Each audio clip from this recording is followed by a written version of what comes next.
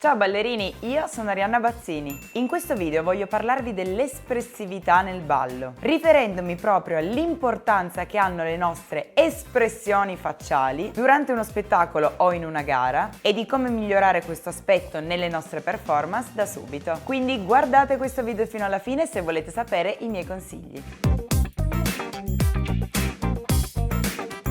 Per chi fosse nuovo sul mio canale, benvenuti, io sono una ballerina professionista, campionessa mondiale di salsa e maestra di danze caraibiche. Nel mio canale Arianna Bazzini's Coaching affronto temi inerenti al ballo e alla danza sportiva. Quindi se sei interessato a questi argomenti iscriviti e attiva la campanella. E ti invito anche a lasciare un bel like a questo video. Le espressioni facciali sono ciò che più ci caratterizza e ci descrivono anche nel modo di essere e di porci e riflettono le nostre emozioni interne. Sono il veicolo con il quale comunichiamo le nostre emozioni. Attraverso l'espressione facciale mentre balliamo possiamo creare un'empatia con il pubblico e questa è una caratteristica molto apprezzata anche nelle competizioni. Infatti spesso un parametro di giudizio è la proiezione. Di questo ne parlo in un video che ho fatto precedentemente, quindi se volete vederlo cliccate qui. Velocemente, che cos'è la proiezione? È la connessione che il ballerino instaura con il pubblico che lo guarda nel momento della sua performance o anche appena calca il palcoscenico. Vi è mai capitato di vedere esibirsi un ballerino o una ballerina talmente espressiva ed empatica con il pubblico che non riuscivate a staccare gli occhi dal suo volto? A quel punto neanche ci soffermiamo a guardare se il suo passo è pulito o preciso, perché è talmente forte la capacità di attrarre con l'espressione facciale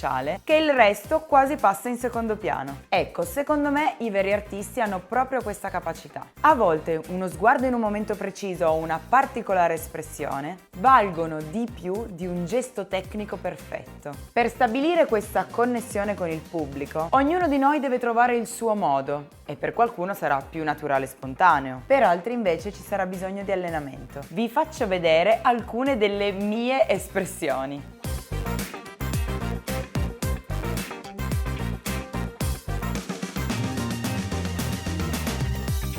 È vero, alcune fanno un po' ridere, ma vi giuro che mi vengono proprio naturali. Quindi, se posso darvi qualche consiglio in materia, ecco qui alcune azioni che potete mettere in pratica da subito per migliorare la vostra espressività. Primo consiglio: trovate i vostri spazi per potervi allenare. Cosa vuol dire? Che dovete trovare i vostri momenti per potervi allenare in solitudine. Questo è il momento perfetto per osare e per lasciarvi andare, perché nessuno potrà giudicarvi. Potete essere liberi di esprimervi senza blocchi interiori. Allenatevi proprio a porte chiuse, io lo faccio spessissimo. So che spesso ci si trova in sala con altre persone e si prova magari a rotazione e questo non è la stessa cosa. Dovete creare una vostra intimità in sala. Secondo consiglio: scegliete i punti nella coreografia nella quale volete fare una determinata espressione e allenatela come se fosse proprio un passo della vostra coreografia. Io ad oggi, dopo tanta esperienza, posso dire che non le provo più le espressioni facciali, perché ora sono dettate dalla spontaneità del momento in cui mi esibisco. Ma prima di questo momento, quante facce che ho fatto in sala da sola davanti allo specchio. Nelle vostre coreografie decidete anche solo dove volgere lo sguardo e in quali punti fare un'espressione allegra, un'espressione più forte, un'espressione più drammatica. Ricordatevi di variare le espressioni durante la coreografia. Vedrete che col tempo tutto risulterà più naturale. Consiglio numero 3. Durante l'allenamento, per focalizzarvi sull'espressività, potete sedervi, rilassarvi e mettete la musica del vostro spettacolo in cuffia e ascoltatela ad occhi chiusi e ballate la coreografia solo con il volto e poi aprite gli occhi e provate a ballare con le vostre espressività facciali solo, senza muovervi, guardandovi allo specchio. All'inizio è strano, lo so, ma dovete concentrarvi e avere il focus solo sul vostro viso. Questa cosa io e mia sorella Eva la facciamo anche poco prima del nostro show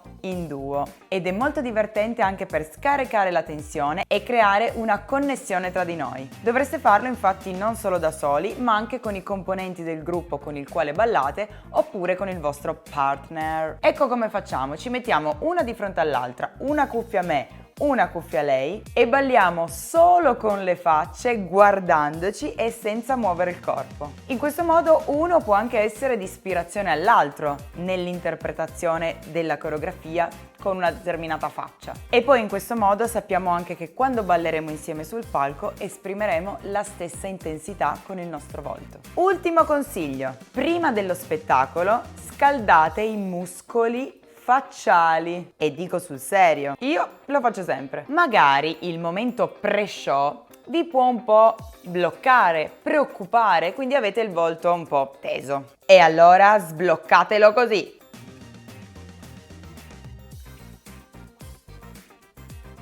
Muovete tutti i muscoli della faccia che sentite. Ragazzi, però è un consiglio: fatelo nascosti, altrimenti qualcuno potrebbe pensare che siete posseduti.